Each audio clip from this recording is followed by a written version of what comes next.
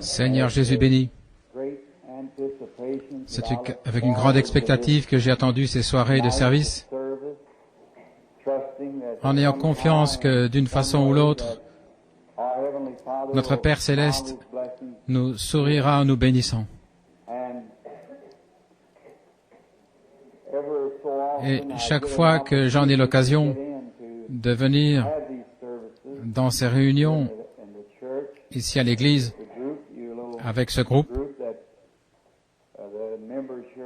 le petit groupe de membres ici à l'église et les visiteurs bien sûr, et ceci n'a pas été annoncé. C'est juste une réunion de prière du mercredi soir ordinaire et j'ai dit, peut-être que ce soir, nous verrons si on peut revenir. Et je me disais que nous allions prendre la relève, peut-être et annoncer cela pour la semaine prochaine. Nous ne pouvons pas faire asseoir tellement de monde ici. Et ce genre de réunions, si Dieu le veut, sont adressées à l'Église, pour le profit de l'Église. Nous sentons qu'on en a vraiment besoin en ce temps-ci, partout. C'est aussi pour l'édification du corps de Christ. Et maintenant, ceci en enseignant, j'ai eu des réunions de guérison pendant 8 jours d'affilée, et puis le fait d'enseigner, ce sera peut-être quelque chose de nouveau. Et je me disais cet après-midi, quand j'ai ouvert la Bible, après avoir été très occupé la journée, je me disais, eh bien j'ai dit aux gens que j'enseignerai sur le sujet des 7 âges de l'Église, si le Seigneur le veut. Je me suis mis à lire, et j'ai simplement pris cela, et j'étais très heureux lorsque je me suis mis à lire cela.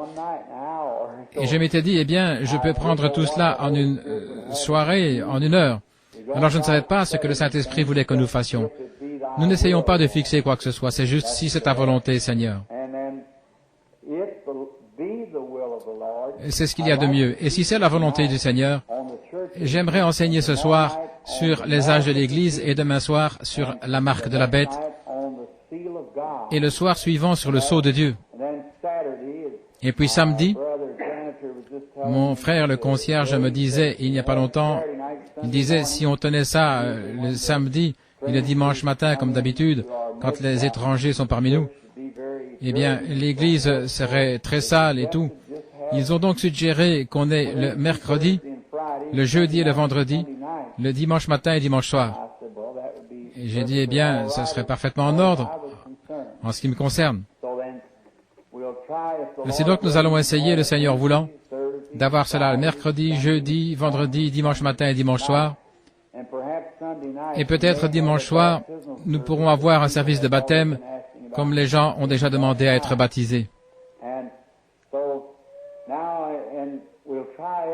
Et nous allons essayer chaque soir de commencer juste à temps, à 7h30, et je monterai sur l'estrade vers 8h, et nous sommes censés quitter le tabernacle à 9h30, le Seigneur voulant.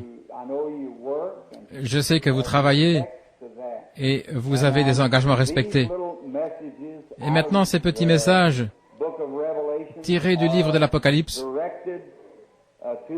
sont adressés à l'Église. Et je souhaiterais que chacun de vous garde cela à l'esprit, que cela n'est pas adressé à la religion de qui que ce soit, ni dans un autre motif. Il s'agit uniquement, au mieux de ma connaissance, de lire et d'expliquer la parole de Dieu. Ce n'est pas par un motif égoïste, ce n'est pas adressé à quelqu'un, à un individu, à l'Église de n'importe qui, à la religion de qui que ce soit. Et la raison pour laquelle j'aime enseigner sur cette révélation ici au tabernacle, ceci étant ma propre Église, eh bien, je me sens vraiment chez moi, vous savez. Et je veux donner en quelque sorte à mes brebis le genre de nourriture que je pense être nécessaire pour elles. Parfois, les gens doivent y mettre un peu de sel quand la luzerne est un peu moisie, vous savez. Peut-être que cela pourrait faire du mal aux brebis si vous ne le faites pas. Ainsi, de temps à autre, peut-être la luzerne devient un peu moisie à l'église et que des petites divergences surgissent.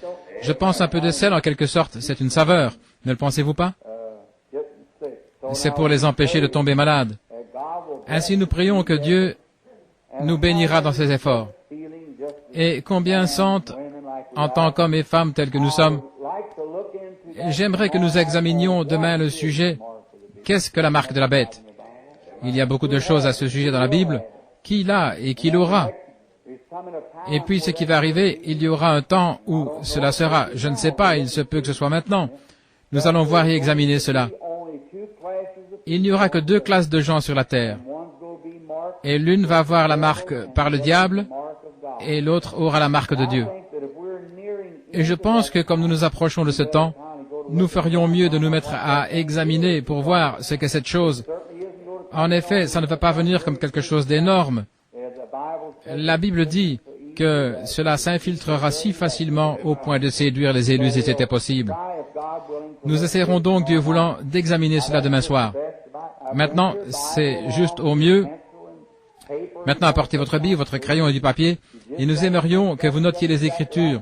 Et si vous pensez que ce n'est pas tout à fait exact, écrivez-moi une petite note pour la soirée suivante.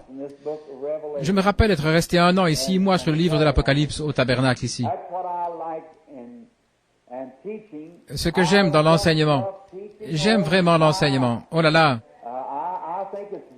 je pense que c'est merveilleux. Cela donne des bases et cela établit l'Église. Quant à la prédication, eh bien, il y a des gens qui sont des prédicateurs. Ils peuvent prendre la parole par inspiration et étaler cela avec des citations. Cela arrose les semences que le docteur a enseignées, voyez-vous. Eh bien, vous devez placer une semence premièrement et ensuite l'arroser. Et l'arrosage vient par la prédication de la parole. Il y a une vaste différence entre un enseignant, un docteur et un prédicateur, voyez-vous.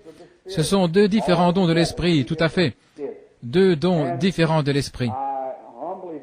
Et je dis cela avec humilité, mais je n'ai ni l'un ni l'autre de ces dons. Mais le mien, comme souvent, c'est prier pour les malades. C'est ce que le Seigneur m'a appelé à faire. Et puis, en ce temps-ci, ça donne de la relaxation à mon esprit d'étudier quelque chose de différent, de ne pas avoir de service de guérison divine, mais simplement enseigner la parole. Et nous nous en tirons bien ici. Je me rappelle, ça fait longtemps que vous me supportez, environ 12 ans là-dessus. Et j'avais l'habitude de dire, pas pour plaisanter, mais l'enseignement est très rude. Je disais, c'est juste comme un homme qui va à table et mange du pain de maïs avec des haricots. Eh bien, c'est bon pour vous, mais vous vous en fatiguez de temps à autre. Et alors vous avez quelque chose de côté, de la crème glacée et des gâteaux de temps en temps, et cela va équilibrer le régime alimentaire.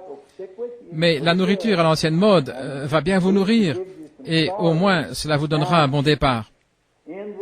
Eh bien là-dessus, c'est mon humble avis, nous vivons dans les derniers jours de l'histoire du monde. J'aimerais rendre cela très clair. Maintenant, il se peut que je sois dans l'erreur, je ne sais pas. Personne d'autre ne sait. Jésus a dit, même les anges du ciel ne le savent pas. Il ne le savait pas lui-même. Il a dit, c'est le Père seul. C'est lui seul qui le sait. Mais c'est sûr et authentique qu'il revient. Et je ne peux simplement pas voir autre chose qui reste sinon la venue du Seigneur. Quand je regarde, je vois la nation en faillite, je vois la politique ruinée, je vois les foyers brisés, je vois l'Église brisée. Eh bien, il n'y a rien qui puisse réparer cela par Dieu, c'est tout. En effet, ils n'ont rien d'autre. La moralité de cette nation est ruinée. Et les partis politiques sont en pièces. Eh bien, nous avions placé beaucoup de confiance dans notre politique. Elle est brisée. Il n'y a pas longtemps, un grand homme en Angleterre disait, eh bien, la démocratie, c'est naviguer avec des voiles, mais sans ancre. Il disait, il vient un temps où on se mettra sur des boîtes à savon pour faire la campagne électorale.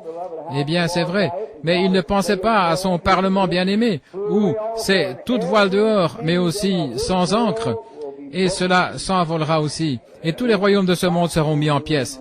Jésus régnera et dominera, c'est vrai. Mon espérance ne repose sur rien d'autre que le sang de Jésus et sa justice. Quand tout cède autour de mon âme, il est tout mon espoir et mon appui. Sur Christ, le solide rocher, je me tiens.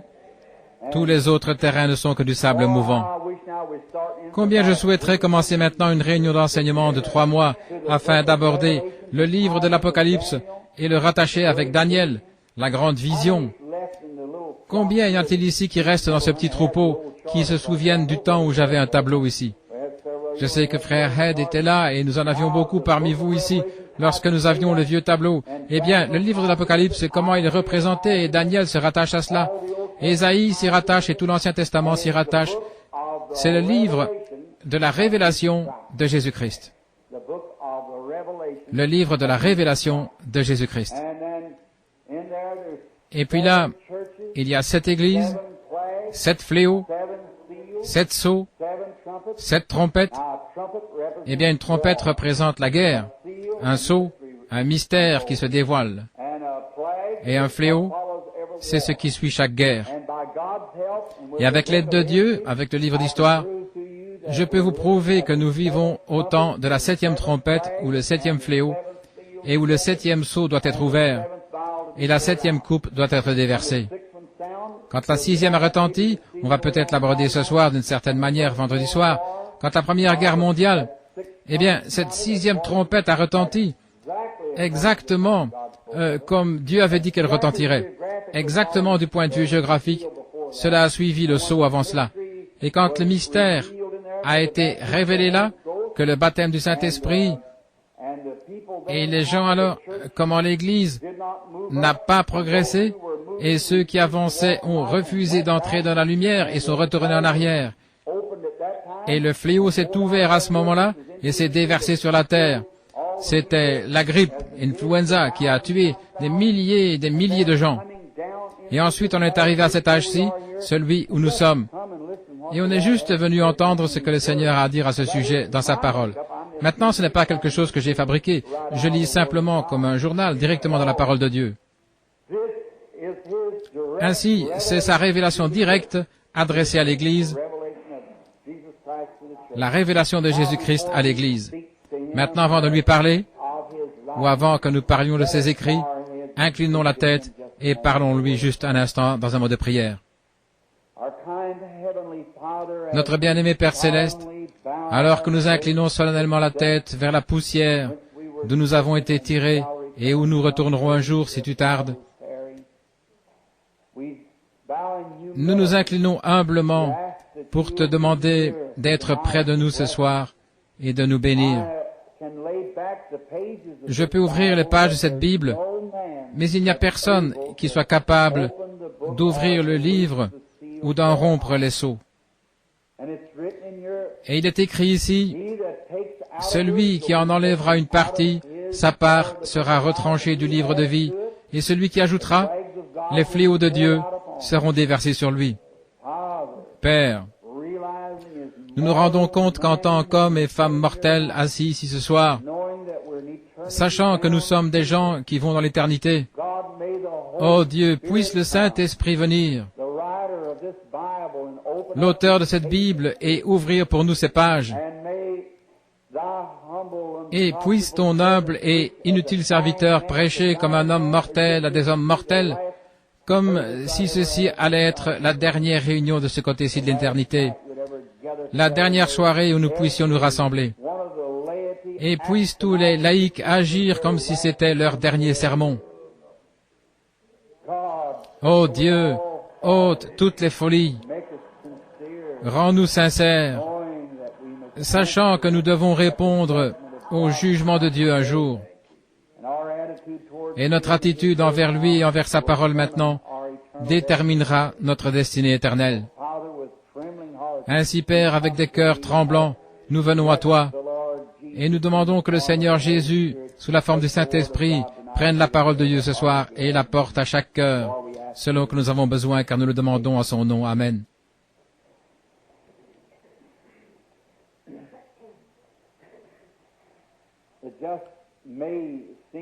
Cela peut sembler un peu étrange pour moi, pendant quelques instants donc, commencer à aborder un sujet pour l'enseignement. En effet, ça a toujours été sur la guérison divine pendant ces quelques dernières années, et pas sur la prophétie, en aucun cas. Et puis, on entre directement dans la ligne de prière. Et maintenant, ce soir, nous aimerions avoir un arrière-plan du livre nous demandons à Dieu de l'ouvrir pour nous. C'est le livre de la révélation de Jésus-Christ. Ce livre a été écrit vers 96 après Jésus-Christ, selon les écrivains. Et c'était Jean le bien-aimé. Et il avait eu cette vision sur l'île de Patmos. C'est une île dans la mer Égée, une île d'environ 15 miles, quelque chose comme ça de superficie. C'est un endroit vraiment rocailleux, plein de serpents et autres. La nation romaine l'utilisait comme Alcatraz, comme nous l'avons aujourd'hui, un lieu d'exil pour les criminels que le gouvernement n'arrivait pas à contrôler. Et ce livre a été écrit par le dernier apôtre de notre Seigneur Jésus-Christ. Il est admis que c'était le bien-aimé qui posait sa tête sur l'épaule de Jésus, et au sujet de qui il a dit après la résurrection, « Que vous importe s'il reste jusqu'à ce que je vienne ?» Jean est mort étant un vieil homme. Chacun des martyrs a scellé son témoignage de son propre sang. Jean, c'était ainsi qu'a été sa destinée. On l'a attrapé et on l'avait fait bouillir dans une cuve d'huile pendant 24 heures, de l'huile bouillante, et il n'en a subi aucun mal. On l'a envoyé sur une île en tant que sorcier, c'est ce qu'on croyait communément. Il avait ensorcelé l'huile au point que cela ne l'a pas brûlé, disait-on. Naturellement, c'était la puissance de Dieu. Vous ne pouvez pas faire sortir le Saint-Esprit d'un homme en le faisant bouillir. Eh bien, ils ont essayé de faire sortir cela de lui en le faisant bouillir, mais Dieu ne l'a pas permis. Il avait un travail à faire, et avant que Dieu n'ait fini avec son homme, il n'a rien au monde qui pouvait le déranger. Jean étant vieux, les historiens racontent qu'on l'a mené à l'église pour prêcher, et qu'il était tellement vieux que la seule chose qu'il arrivait à dire, c'était « Petits enfants, aimez-vous les uns les autres ». Je vous assure que c'est une très bonne chose à prêcher. « Petits enfants, aimez-vous les uns les autres ». Plus je vieillis dans le ministère, dans ma 21e année, je pense, et plus j'avance, plus je pense au Seigneur Jésus, plus je commence à découvrir que c'est l'amour qui couvre le tout. L'amour de Dieu, déversé dans nos cœurs par le Saint-Esprit. Maintenant, nous allons lire quelques versets pour commencer, et ensuite nous aborderons directement l'enseignement sur l'Église. Et puis, on essaiera d'amener cela à un point où, Dieu voulant, nous pourrons relier cela avec la marque de la bête demain soir. Maintenant, ceci est adressé à l'Église. Mais je vais essayer de parler au moins de l'Église d'Éphèse, la première Église, et de la dernière Église, celle dans laquelle nous vivons maintenant, l'Église de Laodicée. La révélation de Jésus-Christ que Dieu lui a donnée pour montrer à ses serviteurs les choses qui doivent arriver bientôt et qu'il a fait connaître par la voix de son ange à son serviteur Jean. Maintenant, les Écritures nous donnent un point de départ. C'est la révélation. Le mot révélation signifie quelque chose qui est révélé. La révélation de Jésus-Christ qui a été donnée à Jean, et un ange a été envoyé pour attester ou pour signifier cela.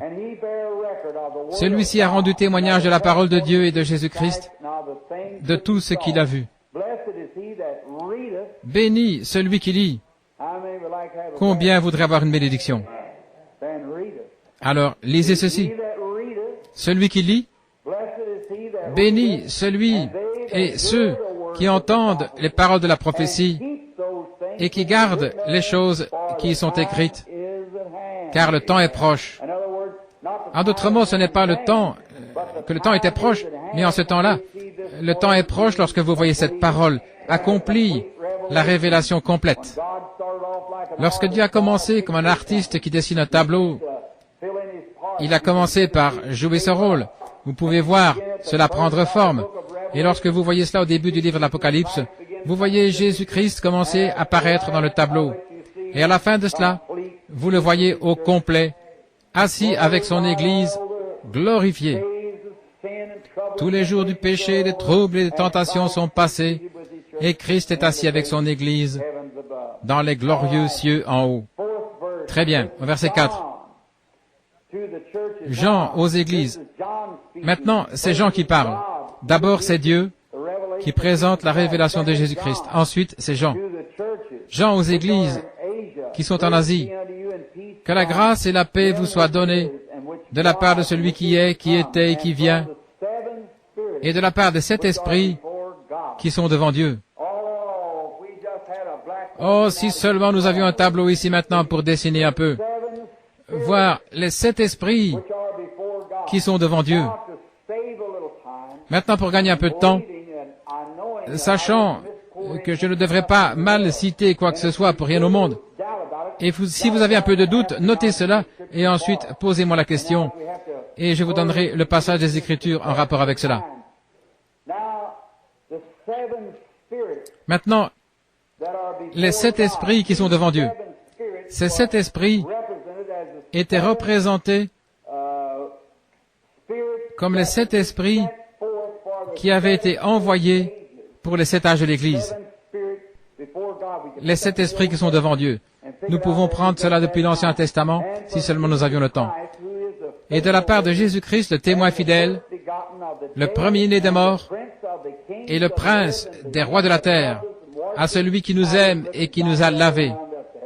Oh là là, regardez simplement. Jean est tout emballé lorsqu'il regarde. Il se met simplement à parler, il dit, à celui qui nous aime et qui nous a lavés de nos péchés par son sang, et qui a fait de nous des rois et des sacrificateurs pour Dieu son Père. À lui c'est la gloire et la domination au siècle des siècles. Amen. Il a fait de nous des sacrificateurs et des rois pour Dieu. Nous, c'est au pluriel. Non pas qu'il a fait de moi un sacrificateur et un roi, mais il a fait de nous l'Église. Maintenant, il adresse ceci aux 7 églises, car ce sont les 7 âges de l'Église. Il a dit, la domination et la gloire lui soient rendues au siècle des siècles. Il a fait de nous des sacrificateurs. Savez-vous ce qu'est un sacrificateur? Quel est son office? Un sacrificateur doit offrir des sacrifices, faire l'intercession. Et là, dans le livre des Hébreux, il est dit que nous, l'Église, nous sommes un sacerdoce royal. Un sacerdoce royal, une nation sainte, un peuple particulier. Une nation sainte, un peuple particulier, un sacerdoce royal, offrant, voici maintenant, offrant des sacrifices spirituels. Chaque homme et chaque femme qui vient à Dieu passe derrière le voile. Dans l'Ancien Testament, il y avait un voile qui était suspendu entre le lieu saint et le Saint des Saints. Il n'y avait qu'Aaron seul qui devait entrer là une fois l'an. Mais chaque homme qui devenait un sacrificateur pouvait avoir une bouchée ou goûter à la manne originelle que Moïse et Aaron avaient ramassée le premier jour où la manne était tombée du ciel, quand ils ont traversé le Jourdain. Les ennemis avaient été tués derrière eux, et le jour suivant, ils sont allés là, et partout sur la terre, il y avait des petites gaufrettes. Dieu avait fait pleuvoir cela du ciel. Ils ont appelé cela la manne, ça avait le goût du miel. Et les gens étaient censés simplement ramasser assez pour une seule journée. Et s'ils la gardaient, jusqu'au lendemain, c'était contaminé. Et Dieu a dit à Moïse et à Aaron d'aller en ramasser plusieurs homères, des grands paniers, et d'amener cela dans l'arche, le lieu saint. Et là, chaque fois, après cette génération, chaque génération suivante, tant que le sacerdoce lévitique a duré, je pense, chaque homme qui était éligible pour devenir sacrificateur, lorsqu'il était ordonné sacrificateur, il avait le droit légitime de recevoir une bouchée de la manne originale. Pensez-y, quel privilège les hommes pensaient avoir quand un homme savait qu'il allait entrer dans le sacerdoce, qu'il allait recevoir une bouchée de ce pain surnaturel, cette nourriture surnaturelle qui était venue de Dieu, du ciel, et qui était conservée de manière surnaturelle. Le ministère entier est surnaturel. Comment les gens peuvent-ils donc dire qu'ils sont chrétiens et nier le surnaturel? Je ne sais pas comment ils font cela moi-même. Regardez ce qu'est le surnaturel. Ils pouvaient goûter au surnaturel dès qu'ils devenaient un sacrificateur. Quel beau type maintenant! Pour chaque personne, ce jour-là, il devait naître dans une certaine lignée, un lévite, avant de devenir un sacrificateur. Mais aujourd'hui, quiconque veut qu'il vienne, voyez-vous, et aussitôt qu'il vient, une naissance est considérée aussi pour cela. Vous devez naître de nouveau. Et chaque homme ou chaque femme qui est né de nouveau, de l'Esprit de Dieu, a le droit à la manne de ce jour. Cette manne, c'est le Saint-Esprit. Quand Pierre, après qu'il soit sorti de la grande confusion et que la couardise les avait quittés, et que le Seigneur les bénissait après que le Saint-Esprit soit tombé le jour de la Pentecôte, ils sont allés dans les rues et se sont mis à crier, agissant comme des hommes fous, et les gens pensaient qu'ils étaient ivres. Dites, je me demande ce que nous allons faire à ce sujet. Tout le monde, même le monde religieux aussi, pensait que ces gens-là étaient ivres. Et écoutez, mon ami catholique, la bienheureuse Vierge Marie était avec eux. Et si elle n'a pas pu aller au ciel tant qu'elle n'était pas montée là-haut, et qu'elle n'avait pas goûté à ce quelque chose qui la faisait agir comme une femme ivre, comment allez-vous aller là avec quelque chose de moins que ça? Mais elle avait reçu quelque chose. Il y en avait 120 avec les femmes Marie-Madeleine, et ils sont sortis de la rue, agissant comme des gens ivres, titubants, au point où la véritable, si vous permettez l'expression, l'église sophistiquée de ce jour-là a dit, regardez-les, ça prouve ce qu'ils sont tous pleins de vin nouveau. C'est ce que c'était. Maintenant, écoutez, Pierre a dit, alors ils commencèrent à dire, vous, hommes de Jérusalem qui demeurez en Judée, sachez-le et écoutez ma parole, ces gens ici ne sont pas ivres. Maintenant, je parle de l'église d'Éphèse ici maintenant, voyez-vous. Très bien, le premier âge de l'église. Il a dit, ces gens-ci ne sont pas fous comme vous le pensez. C'est la 3e heure de la journée. Les bars ne sont même pas ouverts. Eh bien, c'est la 3e heure de la journée. Il a dit, mais c'est ici ce qui a été dit par le prophète Joël. Il est écrit dans votre propre Bible. Dans votre propre Bible, c'est écrit que cette chose aurait lieu. Eh bien, a-t-il dit, vous devriez savoir ceci, vous, les enseignants, les docteurs. Eh bien, est-ce que cela pouvait être, tout comme l'Église a été amenée à cette démonstration-là, la même démonstration qui est promise pour les derniers jours? Ne pouvez-vous pas vous référer à cela et dire, c'est ce qui a été annoncé? Vous y voilà. Et le monde extérieur n'en sait rien. C'est de la folie pour eux. Alors ils ont dit, regardez ça. Et ils ont dit, quand ils ont entendu cela, il leur a dit comment ils avaient crucifié Jésus. Et chaque fois, vous pouvez obtenir le pardon pour avoir crucifié Jésus, vous pouvez obtenir le pardon pour avoir pris son eau en vin. Mais celui qui parlera contre le Saint-Esprit, il ne lui sera jamais pardonné. Ni dans ce siècle, ni dans le siècle à venir. Et nous sommes dans les derniers jours. Faites très attention. Marchez humblement. Ayez un esprit brisé et contrit, un cœur humble, étant disposé à laisser le Saint-Esprit vous conduire. Amen. Oh là là, les voici. Ils sont tous là-haut, juste des gens. C'était des couards quelques heures avant. Ils étaient enfermés dans la chambre haute. Mais quand le Saint-Esprit est venu sur eux et a rempli leur cœur, ils sont sortis dans les rues.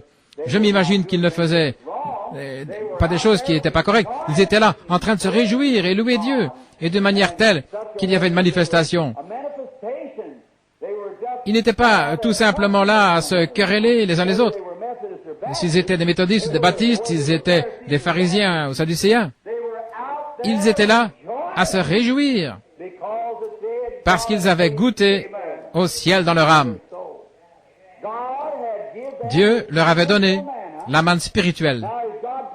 Eh bien, quand Dieu a déversé la manne là dans le naturel, et cela a duré tant qu'ils étaient en pèlerinage, c'est un beau type. Et le jour où ils sont entrés dans la terre promise, la manne a cessé. Et le jour de la Pentecôte, la même chose. Regardez la Pentecôte, Moïse. Ils ont vu que leur ennemi était mort. Myriam s'est emparée d'un tambourin, elle s'est mise à crier, à danser et parcourir le rivage. Et les femmes l'ont suivi faisant la même chose. Et Moïse a levé les bras en l'air et a chanté dans l'esprit. À la Pentecôte, les femmes étaient allées là, titubant, sautant, dansant et faisant des choses comme cela. Pierre s'est levé au milieu d'eux et a dit, « Vous, hommes de Judée, et vous qui êtes en ce jour à Jérusalem, sachez que ces hommes ne sont pas ivres comme vous le pensez, étant donné que c'est la 3e heure de la journée. C'est ce qui a été annoncé par le prophète Joël. Il arrivera dans les derniers jours, dit Dieu, que je répandrai mon esprit sur toute chair. Vos fils et vos filles prophétiseront. Sur mes serviteurs et mes servantes, je répandrai de mon esprit, et ils prophétiseront. Et j'accomplirai des prodiges en haut dans le ciel, sur la terre, des colonnes de feu, des vapeurs, des fumées. Et il arrivera qu'avant le grand jour redoutable de l'Éternel arrive, quiconque invoquera le nom du Seigneur sera sauvé. » Et il a continué de prêcher. Et quand ils ont entendu cela, ils ont dit, « Regardez cet homme-là. D'où lui vient cette instruction? » Certains disaient, il ne sait même pas écrire son nom. La Bible disait qu'il était ignorant sans instruction. De quelle école est-il sorti? D'aucune. Eh bien, comment ceci s'est-il passé? Comment est-ce arrivé? Ils ont remarqué que cet homme citait correctement les Écritures, et nous n'avons jamais entendu quelque chose comme cela avant. Il a dit, repentez-vous chacun de vous, et soyez baptisés au nom de Jésus-Christ, pour le pardon de vos péchés, et vous recevrez le Saint-Esprit, car la promesse est pour vous, pour vos enfants, et pour tous ceux qui sont au loin, en aussi grand nombre que le Seigneur Dieu les appellera. En d'autres termes, cette bénédiction de la manne qui est tombée ici comme elle est tombée dans le passé, elle sera pour cette génération, pour la génération suivante, pour la génération suivante, jusqu'à Jeffersonville en Indiana, et jusqu'aux extrémités de la terre. Et le même Saint-Esprit qui était tombé en ce temps-là, tombe maintenant, avec les mêmes résultats, la même chose, les mêmes personnes. Voyez-vous ce que je veux dire? C'est simplement parfait. Remarquez. À celui qui vaincra, je lui donnerai le pain de vie.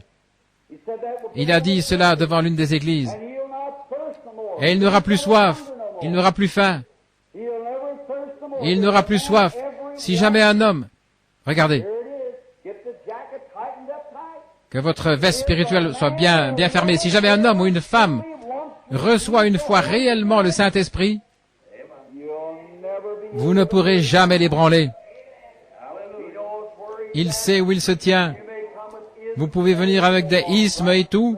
Il marchera directement au milieu de tout ça. Il n'aura plus jamais soif. Il sait exactement qui est son Créateur. Il ne sera jamais confus. Ne le dérangez pas. Il continuera directement de l'avant. Je lui donnerai le pain de la vie. Et il n'aura plus faim, il n'aura plus soif, voyez-vous. Et l'arbre qui est au milieu du paradis de Dieu, il en mangera, voyez-vous, l'arbre. En effet, cet arbre était Jésus-Christ. Et Jésus-Christ étant mort, il est revenu sous la forme du Saint-Esprit. Il est donc ici, la manne qui est mangée dans l'Église. Remarquez. Voici, le verset 6. Et il a fait de nous des sacrificateurs et des rois pour Dieu, un sacerdoce spirituel, une nation royale. L'offrande spirituelle, qu'est-ce?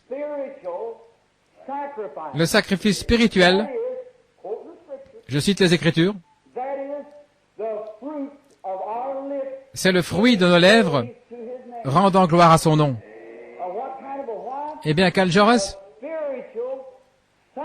Un sacrifice spirituel. Eh bien, nous pouvons aussi bien commencer ici. Un bon passage par où commencer. Quand une petite confusion surgit dans l'Église, courez d'un côté à l'autre. Si vous le faites, vous n'êtes certainement pas un sacrificateur.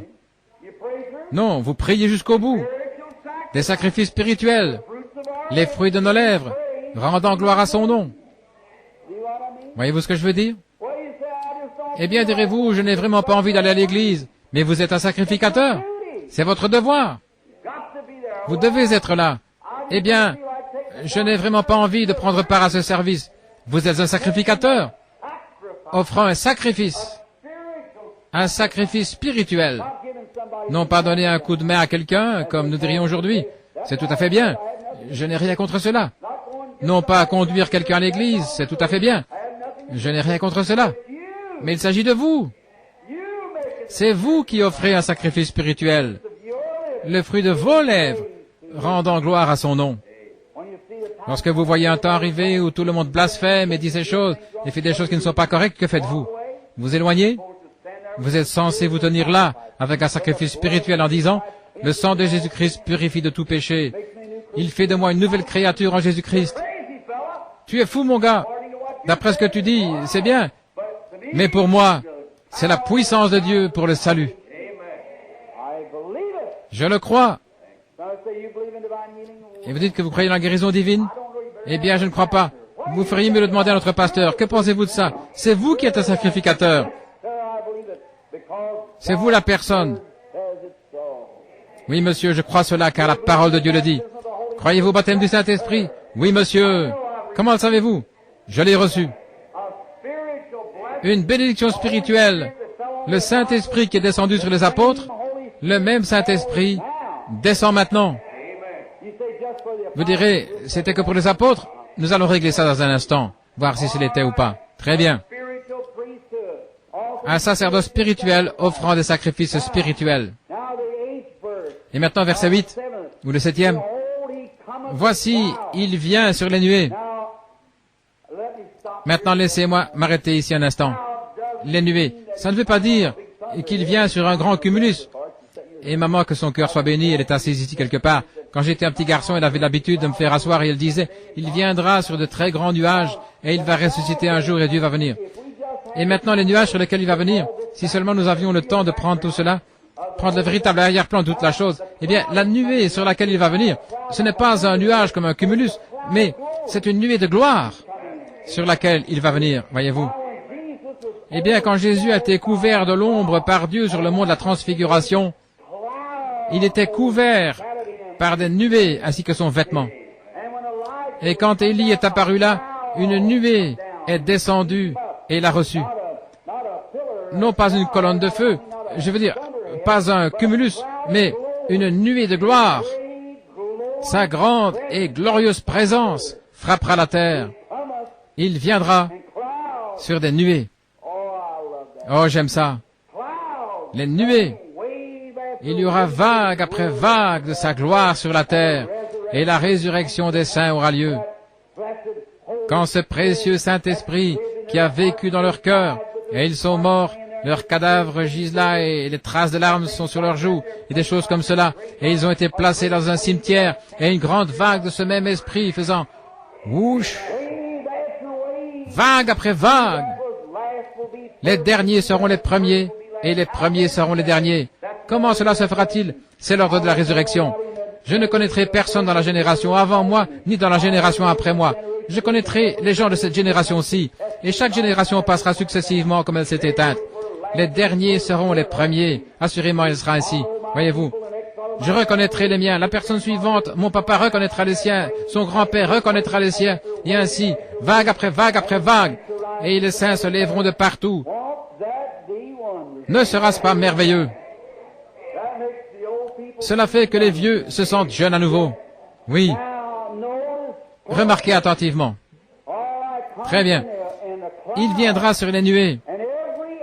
Et tous les yeux le verront. Peu importe depuis combien de temps ils sont morts, ils le verront quand même. Et même ceux qui l'ont percé, toutes les tribus de la terre se lamenteront à cause de lui. Amen. Jean a dû simplement crier Amen. Ça veut dire, ainsi soit-il, qu'il en soit ainsi. Je suis l'alpha et l'oméga. Maintenant, alpha, c'est A dans l'alphabet grec. Oméga, c'est Z dans l'alphabet grec. En d'autres mots, si c'était traduit aujourd'hui, on dirait, je suis de A à Z.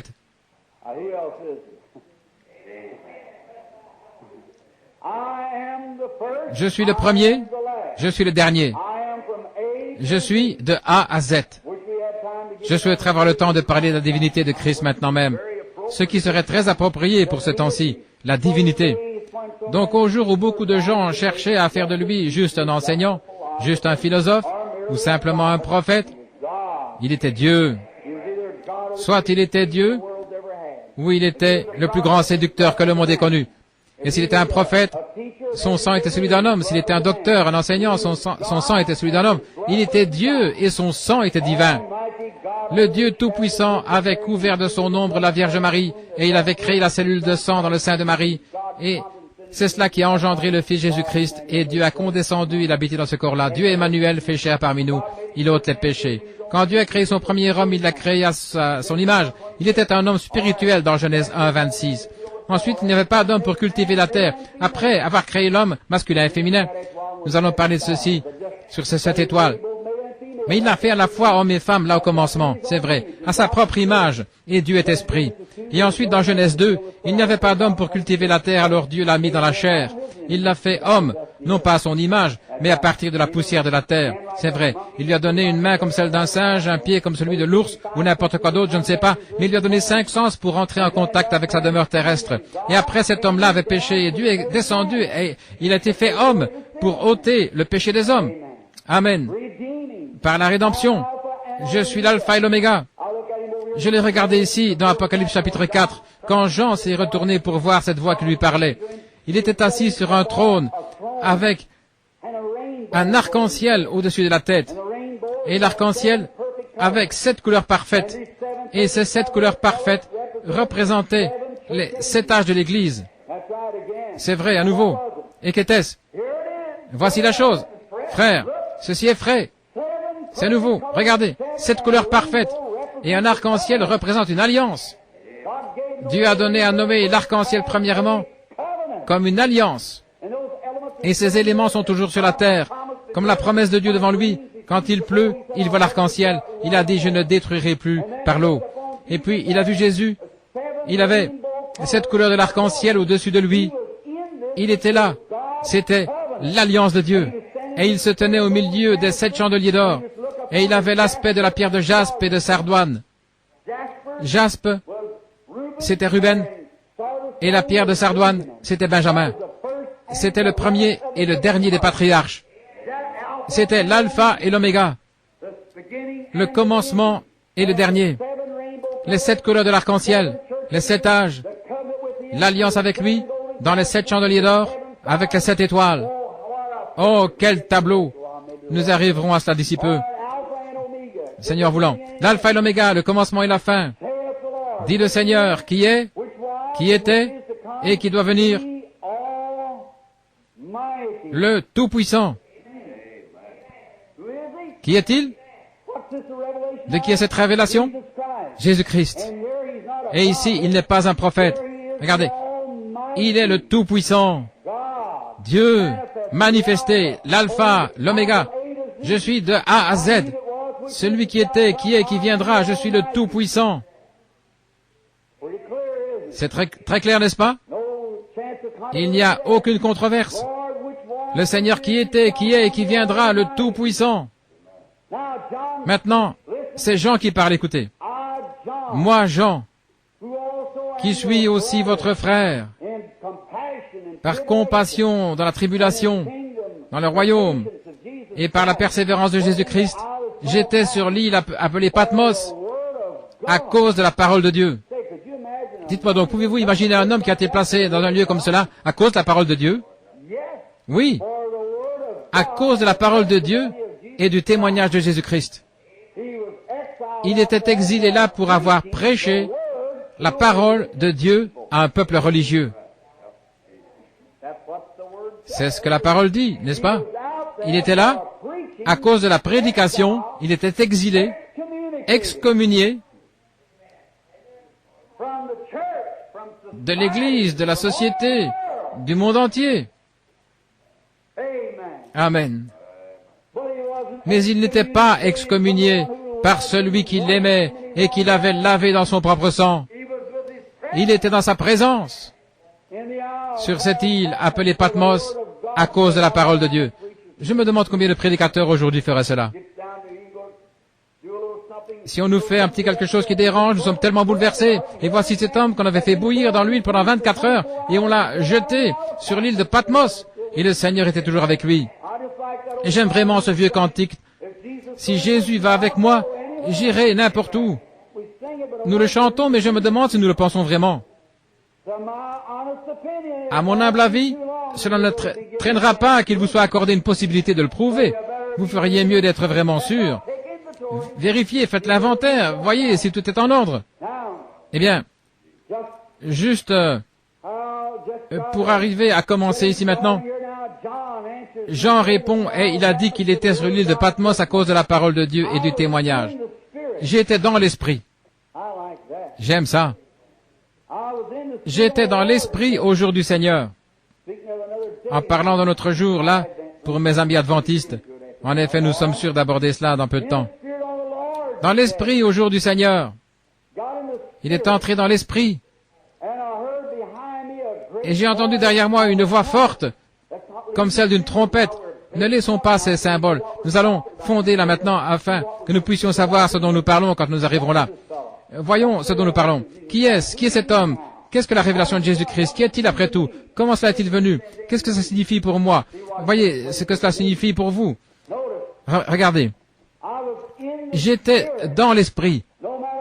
Peu importe combien vous êtes saints, combien vous êtes pieux, combien prédicateur ou laïque, n'importe quoi, vous ne serez jamais capable d'aboutir à quoi que ce soit avec Dieu tant que vous n'entrez pas dans l'esprit. Je ne vais pas dire avoir des émotions, je veux dire entrer dans l'esprit. Voyez-vous. Vous avez des émotions, vous faites n'importe quoi, mais lorsque vous entrez dans l'esprit, vous voyez des choses. C'est vrai. Je peux me représenter Élie, d'autrefois le vieux prophète, descendre là ce jour-là, quand les fils d'Akab, ces gens-là, avaient formé une alliance avec des incroyants. Et Josaphat s'était joint à eux, et ils étaient allés dans le désert pendant 7 jours, ils n'avaient pas d'eau. Pendant juste 7 jours, c'est juste assez pour prendre soin d'eux. Pendant 7 jours, ils n'avaient pas consulté l'Éternel. Ils étaient allés malgré tout. N'est-ce pas exactement comme ça avec les gens? Oh, je vous l'assure, c'est le meilleur travail. Je veux simplement arrêter avec cette église, je vais commencer à fréquenter celle-là. Eh bien, vous feriez mieux de consulter le Seigneur à ce sujet, voir ce qu'il en est. Ils étaient allés là, ils se sont rendus compte qu'ils étaient en difficulté. La provision d'eau était coupée. C'est ça le problème avec les églises aujourd'hui. On se met à faire beaucoup de choses, on ne consulte pas le Seigneur, et votre provision est coupée. Vous vous demandez pourquoi vous n'avez pas de bénédiction que vous aviez autrefois, et la puissance de Dieu n'opère pas parmi vous. Peut-être que votre provision a été coupée. Vous savez, quand vous êtes là, parfois je vais au désert, là en Arizona, et je remarque que tous les petits buissons dans le désert vous font mal, cela vous pique. Et chaque fois que vous vous mettez contre cela, cela vous pique. En effet, il n'y a pas assez d'eau pour s'en occuper. Ce sont des épines qui sortent comme une défense. Vous pouvez aller ici en Oregon ou quelque part où il pleut tout le temps, et tous ces buissons-là n'ont pas d'épines. Vous voyez? L'eau les garde doux. Et c'est ça le problème avec l'Église. Lorsqu'on est tout sec et entravé et tout, on devient froid, formaliste et indifférent. On ne reçoit aucune bénédiction spirituelle. Ensuite, votre cœur est tout rempli d'indignation et de colère. Et tout le monde, oh, je vais me fâcher contre lui, je vais me fâcher contre elle, je vais quitter cette Église. C'est juste un tas d'épines qui se trouvent là, dans un désert. C'est vrai. Ce dont vous avez besoin, c'est de la bonne eau du Saint-Esprit à l'ancienne mode qui tombe sur vous pour attendrir ce vieux cœur endurci. Amen. Je ne cherche pas à faire le clown. J'essaie de vous apporter cela, frère. Vous allez découvrir, si vous recevez la marque de la bête, vous serez totalement sans secours, sans espoir après avoir reçu cela. Il n'y a pas de pardon pour cela. Vous ne pouvez jamais vous en tirer, c'est vrai. Vous pouvez pratiquement le faire par un clin d'œil. Faites très attention. La chose est ici maintenant. Allez auprès de lui, remarquez. Les eaux, comment les eaux le gardent dans la douceur. C'est ce que nous faisons aujourd'hui. Entrez dans l'esprit. Jean a dit, j'étais dans l'esprit. Quand Élie était là dans le désert, ils sont descendus, là, Josaphat a dit, allons consulter le prophète. Ils sont allés au-devant du prophète. Eh bien là, dans sa juste indignation, il a regardé cet homme et il a dit, pourquoi n'es-tu pas allé auprès du Dieu de ta mère? Pourquoi ne vas-tu pas auprès des tiens, de cette vieille église froide et formaliste? Pourquoi es-tu venu auprès de moi alors que tu es en difficulté? Ce n'était pas une très bonne chose à dire, mais c'était juste des mots pour exprimer cela. Pourquoi es-tu venu auprès de moi? Pourquoi n'es-tu pas allé auprès du Dieu de ta mère? Vous avez tous ces très belles églises, ces prédicateurs bien nourris et tout le reste. Allez-y et posez-leur la question. Pourquoi venez-vous ici vers moi? Oh là là, il était tout monté, assurément, assez, n'est-ce pas? N'eût été le respect que j'ai pour la présence de cet homme pieux, Josaphat, je ne t'aurais même pas regardé. Oh là là, Dans quel état était ce prophète? Il était dans cet état-là. Il a dit, eh bien, faites-moi venir un joueur de harpe. Il y a des gens qui ne croient pas au fait d'avoir de la musique dans l'église. Mais il a dit, faites-moi venir un joueur de harpe. Et quand le joueur de harpe est venu, chanter un bon cantique, mon Dieu plus près de toi, ou n'importe quel cantique, alors l'Esprit de Dieu est venu sur le prophète.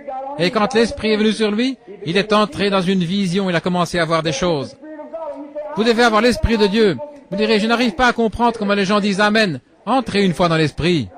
C'est vrai. Je n'arrive pas à voir comment les gens se tiennent au jeu de baseball et se donnent des coups les uns aux autres dans le dos, ils crient, ils enfoncent le chapeau et font des histoires.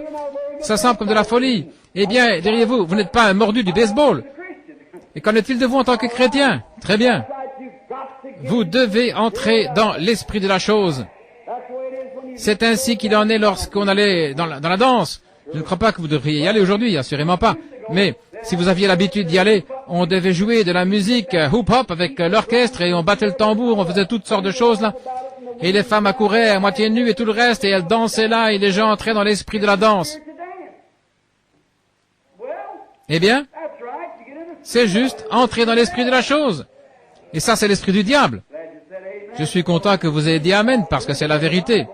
Je vais prouver cela par la Bible. Très bien. Vous direz, bien, je ne crois pas cela, frère. Eh bien, ce n'est pas ce que vous dites, c'est ce que la parole de Dieu dit. C'est ça qui règle la question. C'est la parole finale. Si vous aimez le monde, les choses du monde, l'amour de Dieu n'est même pas en vous. Et souvenez-vous de cette petite femme qui enseignait à sa jeune fille à danser. Elle a dansé devant le roi, il a exigé la tête de Jean-Baptiste. 70 de ses enfants sont morts comme des prostituées à la potence. Voyez-vous ce que cela a fait? La mère de Moïse est restée à la maison, elle gardait Moïse, elle lui enseignait la parole du Seigneur. Et voyez ce qui lui est arrivé aux siens. Et puis il y a eu Abraham et les autres, et ainsi de suite. Ça dépend de ce que vous voulez faire. Vous jouissez du libre arbitre, vous agissez selon ce que vous voulez. Très bien. Dieu a placé devant l'homme, comme dans le jardin d'Éden, l'arbre de la vie ou l'arbre de la mort. C'est à vous de choisir. Voyez-vous, tout ce qui charme votre âme, c'est ce que vous mangez. Remarquez. Et j'aimerais lire ceci une fois de plus. Il était dans l'esprit, l'esprit est venu sur lui, il a commencé à voir des choses. Maintenant regardez. J'étais dans l'esprit au jour du Seigneur et j'ai entendu. J'étais dans l'esprit au jour du Seigneur et j'ai entendu derrière moi une voix forte d'une trompette. Une trompette. C'est une annonce. Gabriel, à la venue du Seigneur, sonnera la trompette de Dieu. C'était le retentissement de la trompette du Seigneur. En d'autres termes, il s'apprêtait à annoncer la destinée éternelle du monde. Une trompette. Qu'est-ce que c'est? Soyez prêts. Je vais vous donner la révélation de Jésus-Christ pour l'apporter à l'Église. Je vais vous parler, vous dire ce que sera la destinée du monde pour ceux qui recevront et pour ceux qui rejetteront. La trompette de Dieu. Attention! Chaque homme, quand la trompette retentit, il saisit son épée et se tient en place. Attention! La trompette. Paul a dit, si la trompette rend un son confus, qui se préparera pour la guerre? C'est ainsi aujourd'hui. Oh frère! Quand je regarde ça et là et que je vois toutes ces églises froides, formalistes, indifférentes et des choses comme cela, ayant l'apparence de la piété et reniant ce qui en fait la force, comment un homme peut-il se préparer? Cela émet un son confus. Vous dites, eh bien alors, je vais adhérer aux églises, j'irai chez les méthodistes, les baptistes, les luthériens, les pentecôtistes, je vais faire quelque chose, je vais faire un genre de mouvement. Ce n'est pas ça. Si un homme ne naît de nouveau, peu m'importe qu'il soit méthodiste, baptiste, pentecôtiste ou quoi que ce soit, vous devez naître de nouveau. Sinon, vous n'entrerez pas dans le royaume. Amen. Écoutez, la voix d'une trompette me disant, je suis l'alpha et l'oméga. La première chose, il se présente. Je suis le premier et le dernier. La première chose, quand la trompette de Dieu a retenti, Jean s'est retourné, il a dit, je suis l'alpha et l'oméga, je suis de A à Z. Je suis tout cela. Tenez-vous là et écoutez-moi. Très bien. Le premier et le dernier. Écris ce que tu vois dans un livre. C'est ce livre que nous lisons. Et envoie-le. Où? C'est adressé spécialement où? À l'Église. à l'Église. Remarquez bien. Écris ce que tu vois dans un livre et envoie-le aux 7 églises qui sont en Asie. En effet, c'est un type de l'Église. Et nous en parlerons dans quelques instants pour montrer comment l'Ancien Testament représentait les 7 âges. Ces 7 âges sont établis, ou plutôt les 7 églises. Ce que la Bible enseigne clairement, c'était une ombre, un type des 7 âges de l'Église qui allait venir. Et avec l'aide de Dieu, et avec la Bible, je peux prouver que chaque âge de l'Église a correspondu exactement à ce qui avait été dit qui arriverait, tout exactement là où la Bible avait dit que cela serait, et nous sommes à la fin du dernier âge de l'Église. Et on peut retourner dans l'Ancien Testament, prendre le songe de Daniel. On lui avait donné la vision des royaumes des nations. Il avait vu une statue se tenir là avec une tête d'or, une poitrine d'argent, et les cuisses d'airain, et des pieds, et les jambes de fer et d'argile. Et cela avait montré chacun de ces royaumes qui allaient se succéder les uns après les autres, exactement comme la Bible l'avait dit. Et regardez, la tête d'or, c'est Babylone. Les Mèdes et les Perses, les Grecs et l'Empire romain. L'Empire romain s'est divisé en 10 royaumes. Rome de l'Orient et Rome de l'Occident et ainsi de suite. Et là, il y avait le fer et l'argile. Ils ne se mélangeront jamais. Les protestants et le catholicisme sous la même domination des nations. Et il a dit qu'ils essaieront même de briser l'un la puissance de l'autre. Ils se marieront les uns avec les autres. Exactement ce qu'ils font aujourd'hui. Exactement. Et ce royaume-là, au jour de ces rois, le Dieu du ciel a détaché une pierre de la montagne sans le secours d'une main, et cela a frappé cette statue au pied, et ça a brisé tous les royaumes des nations. Le royaume de Christ a régné et dominé, et il a grandi, il a couvert la terre, la mer et les cieux. Les royaumes des nations ont disparu comme du chaume, comme la balle dans l'air en été. Quel tableau nous sommes en train de vivre. Et aujourd'hui, vous voyez les catholiques et les protestants se marier, cherchant à briser la puissance. Élevez vos enfants, devoir faire la promesse de les élever de telle façon ou de telle autre façon. Nous en parlerons dans quelques soirées. Remarquez comment ça se passe, comment l'autre, le fort, le fer a dominé l'autre, l'a brisé en pièces et l'a éparpillé. Mais l'agneau est venu et s'est tenu là. Et le peuple saint, en ce jour-là, et comment cette puissance romaine est allée dans chaque nation. Il n'y a pas d'autre puissance sur la terre, et il n'y a aucun autre moyen par lequel peut se répandre si ce n'est par le catholicisme, l'Église catholique dans le monde entier. C'est un tableau merveilleux et grand ici. Maintenant, vous les protestants, gardez encore vos chaussures aux pieds, car frères, vous êtes en plein dedans, et je peux le prouver par la parole de Dieu. Vous êtes en plein dedans, comme tous les autres. Regardez. Le premier et le dernier, écris ce que tu vois dans un livre.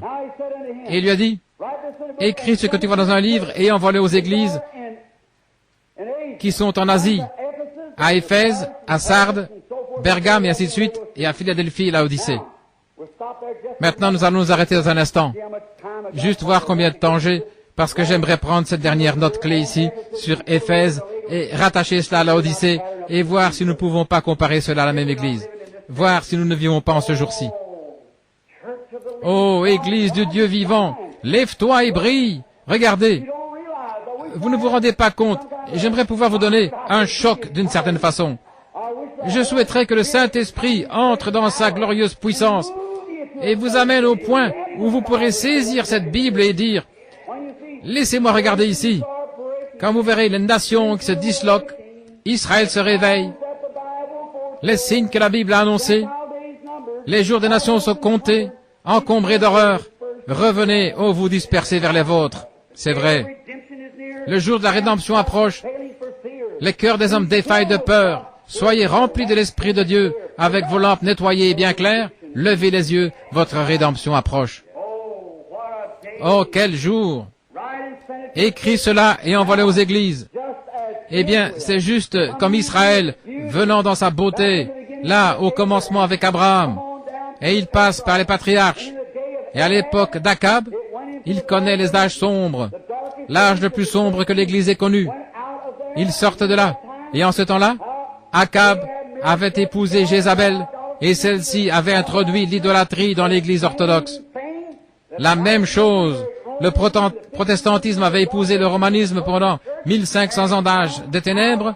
C'était l'église de Pergame et il en était arrivé à l'idolâtrie sous la forme du christianisme. Et ils sont entrés dans la tiédeur. Et c'est arrivé jusqu'à nous. Et nous sommes en plein dedans maintenant. Nous sommes dans l'âge tiède. Ne croyez-vous pas cela? Vous qui êtes dans d'autres églises, vous êtes dans un âge tiède. Et vos évangélistes parcourent le pays, à travers le pays, ils prêchent des choses comme cela, et vous n'aboutissez nulle part. Vous les baptistes, vous criez 1 million de plus en 44. Qu'avez-vous eu après les avoir eus? Juste un tas de pécheurs qui sont venus. Ils ont inscrit leur nom dans un registre. On leur a dit qu'ils vont être membres de l'église baptiste. Non seulement ça, mais vous avez les méthodistes, les campbellistes et tout le groupe, tout aussi formalistes et indifférents. Billy Graham a dit 30 000 convertis et dans 6 semaines plus tard, il ne pouvait pas en trouver 30. Pourquoi? Ils n'avaient jamais rien pour commencer. Ce n'était qu'un tas de pécheurs, alors qu'ils inscrivaient leur nom dans un registre sous l'impulsion d'un réveil. Le royaume des cieux est comme un filet qui a été jeté dans la mer. Quand on l'a retiré, il y avait de tout, des tortues, des écrevisses, des araignées, des serpents, c'est vrai. Mais à l'intérieur, il y avait aussi des poissons. Et quand un homme prêche, lors d'un réveil sous la puissance, la démonstration du Saint-Esprit, le filet est lancé sur les gens. C'est exact. Si c'est un insecte au départ, c'est un insecte à la fin du réveil. S'il est une araignée d'eau, la première chose que vous verrez, il va regarder autour de lui et dire « Je ne crois pas dans ces histoires » et il va retourner dans l'eau. Si c'est un serpent, il dira « Je vous l'avais dit » et il partira. C'était un serpent au départ, sa nature. Et il ne sera jamais autre chose à moins que sa nature soit changée. Un homme ne peut pas se joindre à l'église ou devenir émotif et devenir un chrétien. Ce doit être une naissance solide de l'esprit. Mourir sincèrement à soi-même, crier à Dieu et rester là jusqu'à être mort en Christ. Souvenez-vous, la vie peut seulement sortir de la mort. Un grain de blé, s'il demeure seul, ne sera jamais rien d'autre qu'un grain de blé. À moins qu'un grain de blé ne tombe en terre, il demeure seul. Mais quand il tombe là, il pourrit, il se contamine, et du milieu de cette corruption sort le germe de vie qui donne vie et produit davantage. À moins que l'Église ne naisse de nouveau, ne meure à ses credos et théologies, et ne naisse de nouveau de l'Esprit de Dieu, elle sera seulement froide, formaliste, impie, indifférente. Amen. C'est juste. C'est de la prédication à l'ancienne mode, mais elle vous sauvera, frère. C'est juste. Elle vous gardera quand la tempête soufflera, et vous serez enracinés. Enlevez toute la saleté avant de verser le béton, c'est juste. Accrochez l'encre profondément. Oh, frère, dans quel jour vivons-nous? Un âge de l'Église formaliste, indifférent. Oui, monsieur. Envoie ce message, dit-il, aux 7 églises. Maintenant, dans cet âge-là, ils se mariaient dans l'idolâtrie. Ils font la même chose maintenant. Ils viennent et font la même chose. Et de là est sortie une chrétienté formaliste. Elle a commencé à s'estomper jusqu'à en arriver au dernier âge de l'Église. Maintenant, l'Église moderne, que nous appelons la dénomination, nous, les gens de la sainteté, nous les appelons l'Église moderne. Ils ont leur réveil aussi. Vous dites, ils n'iront nulle part. Mais attendez une minute. Qu'avons-nous?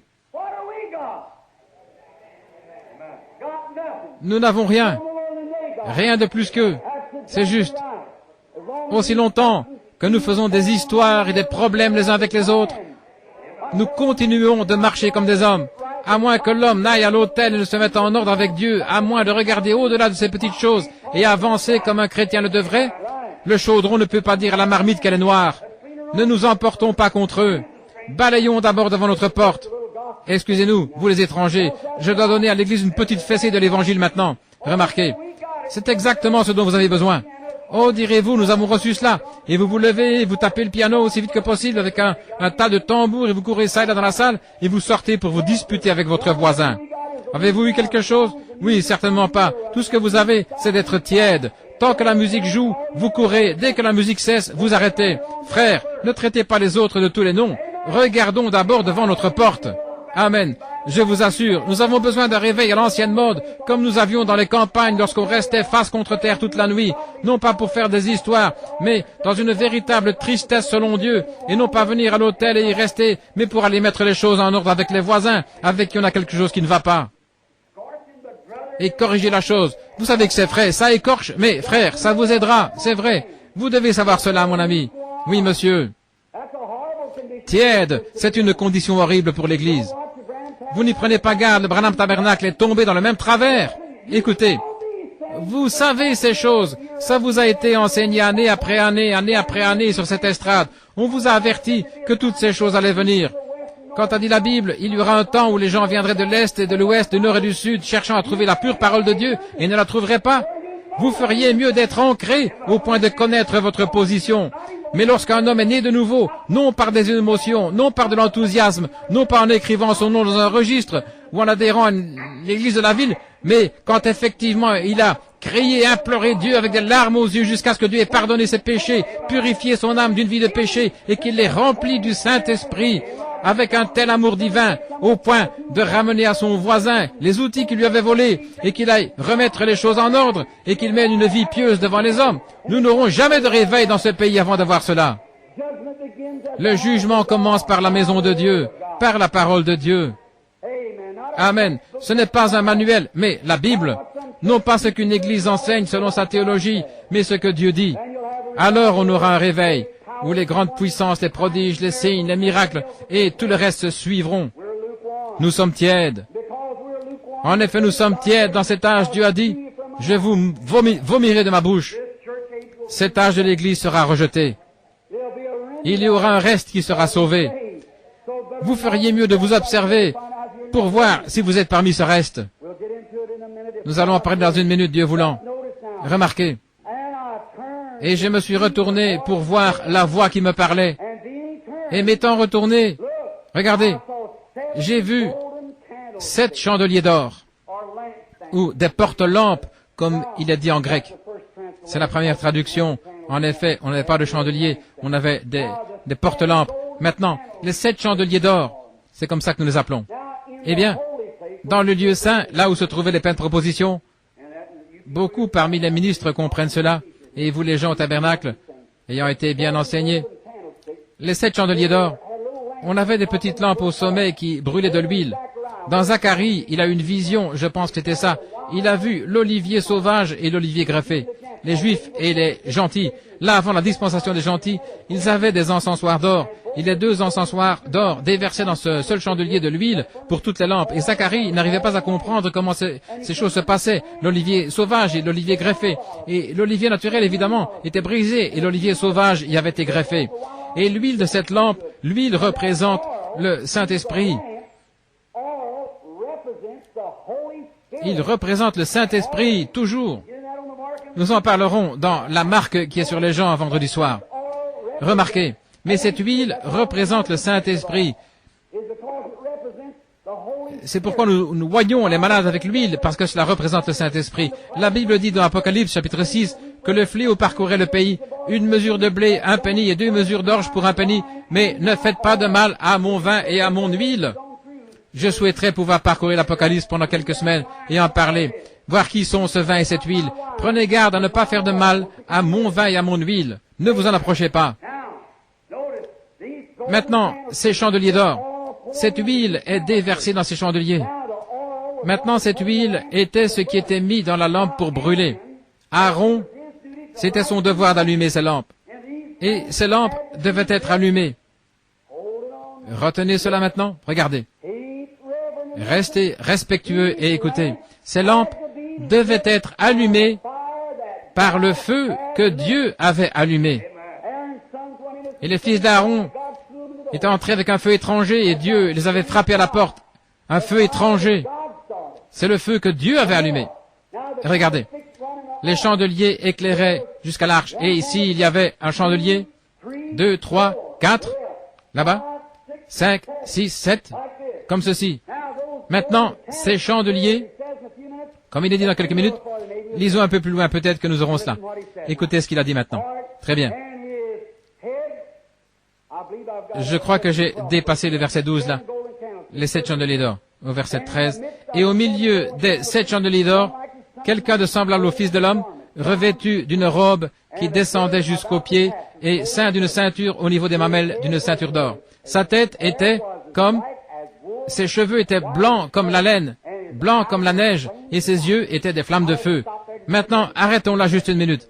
En effet, regardez ces chandeliers d'or. Ces chandeliers, comme nous le verrons un peu plus tard, représentent les 7 âges de l'Église. Ils représentent Éphèse, Pergame, et ainsi de suite, jusqu'à Philadelphie, et tout jusqu'à l'Odyssée, 7 âges de l'Église. Et chacun de ces petits chandeliers avait un petit vase d'huile placé là, et cette huile brûlait sur ce chandelier. Lorsqu'une lampe était allumée par le feu de Dieu, il prenait cette lampe-là et en allumait l'autre, et puis l'autre, on allumait l'autre, et l'autre, jusqu'à la dernière lampe. Remarquez, la même huile. Maintenant, ces 7 âges de l'Église commencent avec Éphèse, et Thyatire, Pergame, et ainsi de suite. Et le Saint-Esprit, qui est l'huile de Dieu, est tombé sur l'Église au commencement, à Éphèse, l'Église d'Éphèse, qui était l'Église de la grâce. Vous les baptistes, vous devriez crier Amen là-dessus. Et puis, l'Église de la grâce, qui est en Éphèse, la lettre aux Éphésiens a établi cela, avant la fondation du monde. Il est tombé là, et ils ont reçu le Saint-Esprit. Mais attendez un instant, mon frère Baptiste. Comment l'ont-ils reçu? Comment l'avaient-ils reçu? En adhérant à l'Église? Jamais. Ils l'ont reçu par le baptême du Saint-Esprit. Vous direz, oui, frère Branham, c'est vrai. Que vous est-il arrivé quand il est tombé sur vous? Remarquez, le même feu qui avait consumé cette huile en Éphèse l'a consumé à Thyatire. C'est le même feu qui l'a consumé là, qui l'a consumé à Pergame, et ça a continué à brûler jusque dans l'âge de l'église de Laodicée. Le même Saint-Esprit, allumé par le même Dieu, par le même feu. Et le même feu qui est tombé à la Pentecôte a allumé la lampe, l'église, dans chaque âge jusqu'à la fin aujourd'hui. Mais le problème, nous les baptistes, nous les méthodistes, nous sommes là, loin en arrière, cherchant à apprendre quelque chose d'historique, de venir à l'église ici en bas. C'est là où nous sommes restés. Chaque église, lorsqu'elle commençait, considérez Luther à la première réforme. Quel réveil! Luther, regardez, j'ai son livre à la maison. Comment cet homme a secoué sous la puissance de Dieu. Comment il croyait en la guérison divine. Il avait accepté, même, il croyait dans la puissance de Dieu au point de parler en langue. Martin Luther. C'est exactement vrai. Martin Luther a parlé en langue. Et puis, l'âge suivant est venu, John Wesley. John Wesley a fait la même chose. Quand il prêchait, il disait, « Quelles sont ces paroles qui sortent de ma bouche et qui me sont inconnues ?» C'est vrai. Il a parlé en langue. Il croyait dans la guérison divine. Et lorsqu'il est arrivé en Amérique, les églises l'ont traité comme ils traitent les saints d'exaltés aujourd'hui. Ils l'ont excommunié des églises. Et il prêchait l'évangile et la puissance de Dieu tombait au point qu'il tombait par terre toute la nuit par moments. Et dans le livre de John Wesley que j'ai à la maison, un jour il était à cheval pour aller prier pour une femme malade. Et le cheval a fait une chute et s'est cassé la patte. Et il est descendu du cheval, il a pris une cruche d'huile, il a oint le cheval, il est remonté dessus et a continué sa route. Le même feu brûlait là. Mais vous avez ramené cela à des rites de quelque sorte, et le Saint-Esprit a continué à avancer. C'est exact. Et dans l'église méthodiste, ils ont quelque chose. Leur livre dit qu'ils avaient des secousses. Et ils commencent à marcher, ils s'agitent et font des bonds, et ils agissent ainsi. Dans leurs réunions sous tente, les méthodistes. Eh bien, frère, si John Wesley pouvait ressusciter et revenir sur la scène, il aurait bien honte de vous. Il vous renierait, à moins qu'il vous donne un bon coup de fouet avec l'évangile qu'il prêchait. Je me suis tenu il n'y a pas longtemps à côté, là, son temple, où on avait lâché une meute de chiens ce jour-là alors qu'il prêchait la nouvelle naissance. Et la grande église d'Angleterre avait lâché des chiens contre lui. Et Wesley a dit, le soleil ne se couchera pas 3 fois sur ta tête, que tu m'aies fait venir pour prier pour toi. Et cela s'est accompli. Cet homme est mort. C'est ce dont nous avons besoin aujourd'hui. Nous avons besoin de ce genre d'homme. John Smith qui est resté dans sa chambre et agonisé avec Dieu, priant toute la nuit de telle façon que ses yeux étaient tellement enflés le matin. que sa femme devait le conduire à table pour manger.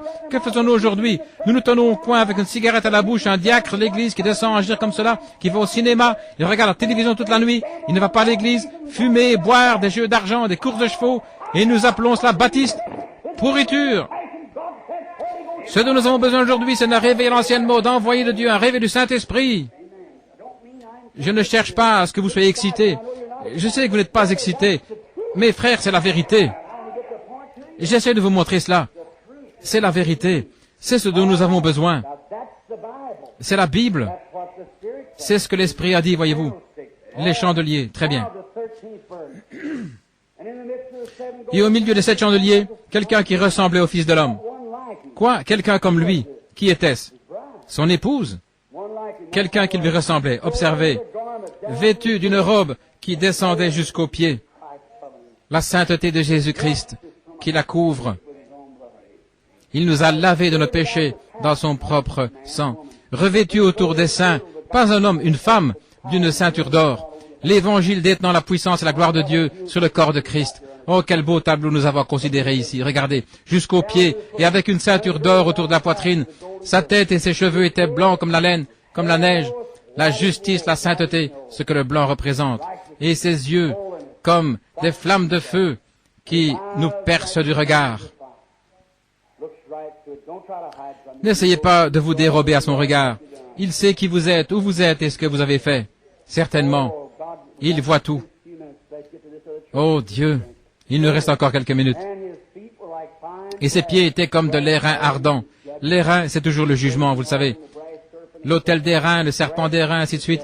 L'airain représente le jugement. Ses pieds donc, l'Église de Jésus-Christ est établie sur le jugement divin. Christ est mort à notre place. Le juste a payé pour notre jugement. Devant Dieu, là, il est mort comme pécheur à la croix, et son âme est allée en enfer. Et Dieu n'a pas permis que son bien-aimé voie la corruption. Il l'a ressuscité le 3e jour pour notre justification. Il est assis à la droite de la divinité maintenant, comme un souverain sacrificateur qui peut être touché par le sentiment de nos infirmités, qui reviendra de la même façon qu'il est allé au ciel pour recevoir une église glorieuse qui s'est préparée, lavée par le sang, et née une 2e fois. Quelle vision! Très bien. Comme de l'airain poli. Ses pieds étaient semblables à de l'airain ardent, comme s'ils avaient été embrasés dans la fournaise. C'est ça, toutes les scories avaient été enlevées. Et sa voix était comme le bruit de grandes eaux. Observez, c'est l'Église qui lui parle. Apocalypse 17:15 dit, des eaux signifie des foules, multitudes de gens. Eh bien, sa voix, ou cet être qui se tient là, avait cet aspect-ci. Christ, dans son Église, comme l'épouse et Christ sont un, comme le mari et la femme sont un. L'Église et Christ sont fondus ensemble en une seule personne, le même Saint-Esprit. Et les œuvres que Christ a faites, l'Église les fait aussi. Voyez-vous cela? Cette belle Église ici, dans la sainteté, dans la puissance et la majesté, ayant des visions, des signes et des prodiges. Tout exactement comme il avait ici sur la terre, rendant toute la gloire à Dieu, disant, « Je ne fais rien à moins que le Père me le montre. » Mais il me l'a montré, et voici, et ils viennent voir ses œuvres accomplies. Eh bien, Christ fondu en un seul, et la voix de grandes eaux, une multitude de gens. Ce n'est pas juste un seul, c'était toute l'Église, les 7 églises fondues ensemble dans un grand corps racheté du Seigneur, les méthodistes, baptistes, presbytériens, tous ceux qui sont nés de nouveau du Saint-Esprit, parlant avec la puissance de Dieu. C'est ça le corps. C'est ça le corps. Et il avait dans sa droite, à droite, tout dans la Bible a une signification, voyez-vous. Dans sa main droite, 7 étoiles. Il est le roi. Et de sa bouche sort une épée aiguë à 2 tranchants et son visage était comme le soleil lorsqu'il brille dans sa force. Eh bien, de sa bouche sortait une épée à 2 tranchants. De la bouche de celui qui se tenait là, Christ et l'Église étant un seul. Dans sa main, il tenait 7 étoiles. J'y arrive dans quelques minutes. J'aimerais aborder cela.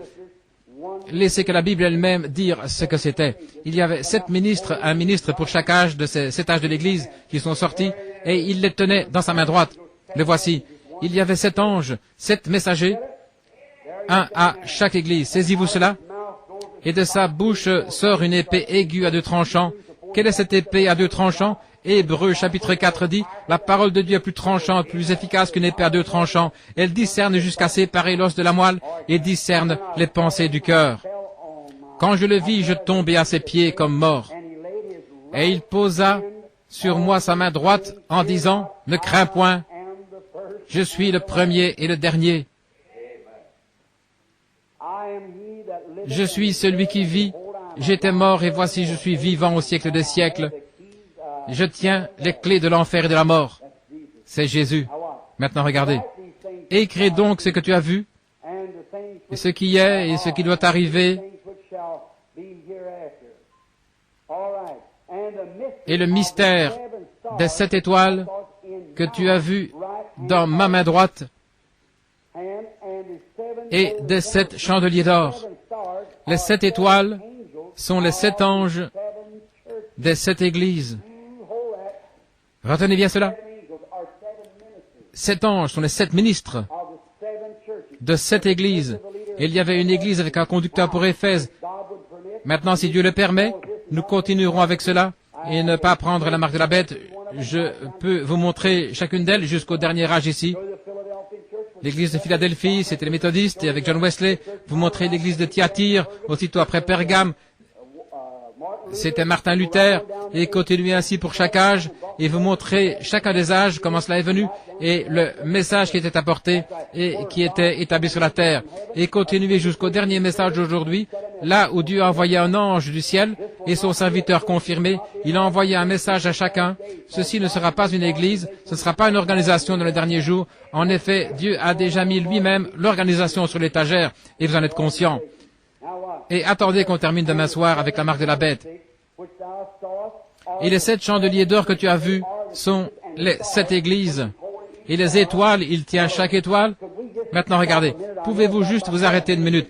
Je sais que j'ai environ 12 minutes pour aborder cela ici, et j'aimerais en arriver à ce chapitre. Et si je n'arrive pas à lire autre chose, j'aimerais que vous saisissiez ceci. Une étoile était un ministre loin de l'esprit d'en haut.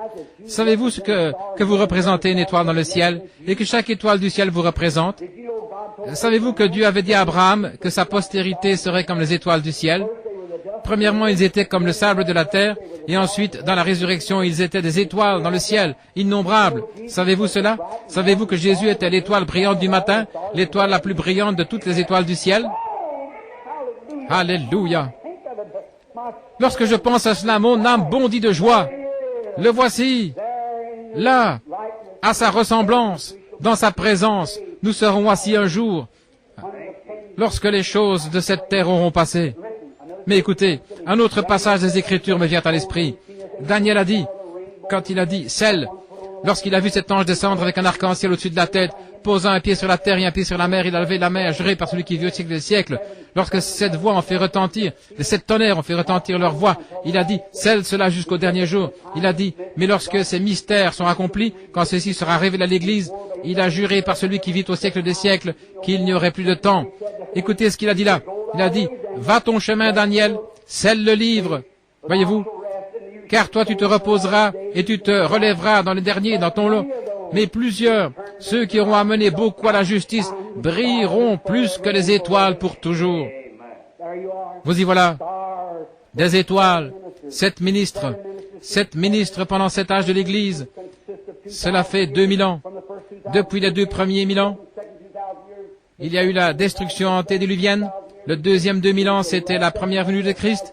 Le troisième 2000 ans, ça fait le 6e, c'est la deuxième venue de Christ, et le millénium, la fin, le repos du 7e jour.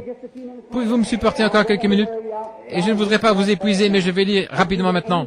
Et à l'ange, écoutez, il parle directement maintenant. Nous allons aller jusqu'à Pergame, et je vais dire jusqu'à Laodicée, et ensuite nous terminerons. Demain soir, nous partirons à partir d'ici avec la marque de la bête. Écrit à l'ange d'Éphèse, la première. Regardez, quand Jésus se tenait avec la main tendue, voici une petite chose que je ne voudrais pas oublier. Écoutez, il se tient au milieu, au centre des 7 chandeliers d'or. Maintenant, si je me tenais ici et que le chandelier se trouvait là, voici une de mes mains et voici une autre main dans la forme de la croix, car c'est à travers la croix qu'il a amené l'Église. Il se tient ici et l'arc-en-ciel au-dessus de sa tête comme une alliance. J'ai conclu mon alliance avec l'Église par Abraham, par sa postérité, tous ceux qui ont été appelés. Mon frère qui a reçu Christ l'autre soir, il me dit, ne me pousse pas, Bill. Il a dit, quand Dieu me parlera. J'ai dit, tu ne peux venir à moi qui ne t'appelle. Nul ne peut venir à moi que mon Père ne l'appelle. Quelqu'un peut faire quelque chose, il peut vous attirer. Ça, c'est quelqu'un. Mais lorsque Dieu vous appelle, vous viendrez, voyez-vous. C'est vrai.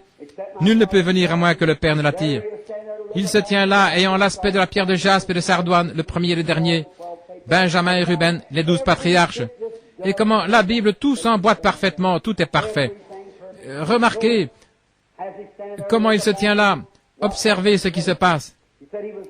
Il a dit qu'il était l'alpha et l'oméga, le commencement et la fin, celui qui était, qui est et qui viendra. Et il avait dans sa main droite, maintenant, les 7 étoiles. Et il a commencé à Éphèse.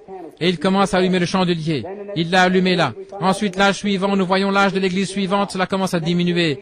L'église suivante, ça diminue un peu plus, et ainsi de suite, jusqu'au 4e âge de l'église. 1500 ans d'âge sombre. Et vers 1500 environ, cela devient tellement sombre. Ils étaient tellement éloignés, c'était pratiquement éteint. Et remarquez, chacun de ces âges de l'église, il lui a dit, tu n'as pas renié mon nom. Tu n'as pas renié mon nom. Lorsqu'il arrive de l'autre côté, après les âges sombres, il dit, tu as un nom par lequel tu vis, mais tu es mort. Elle s'était organisée. Elle avait pris un faux nom. Vous verrez demain soir qui est l'Antéchrist. Il a un faux baptême. Il vous fait croire que c'est le baptême du Saint-Esprit.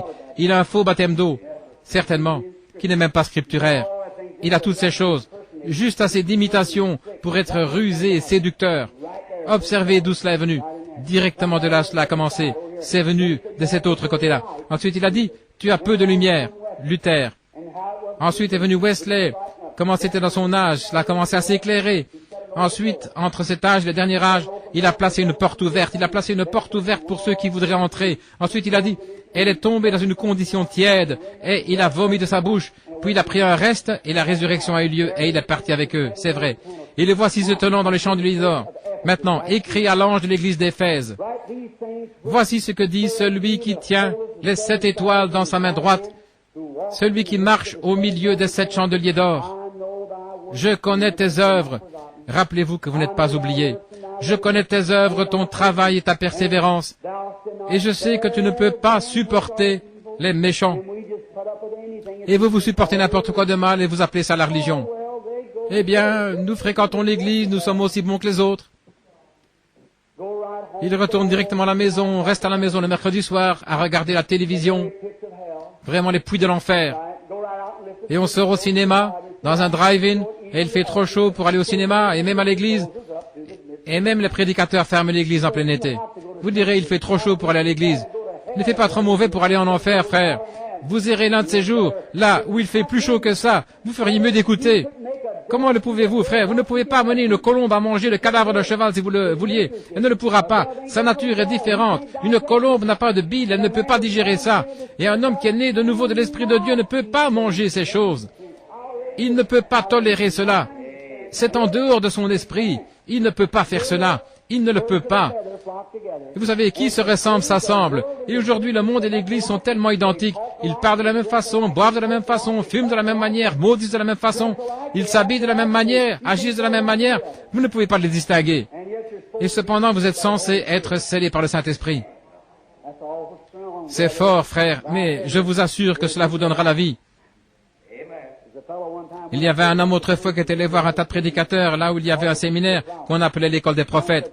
Et l'un d'eux a dit, ils ont mis un grand pot, là nous allons voir un dîner. Il a dit, et Élisée est venu, un homme qui avait effectivement une double portion. Alors quelqu'un est allé cueillir des pois et tout un tas de légumes, il a mis cela dans des pots, et cela a commencé à faire bouillir. Eh bien, on a commencé à manger. Et ils ont dit, la mort est dans le pot. C'est comme certains de ces séminaires, c'est vrai, il a dit, la mort est dans le pot. Et Élisée a dit, attendez un instant, nous allons arranger ça. Il est allé prendre une poignée de farine, il l'a jetée dedans, et cela a changé les choses.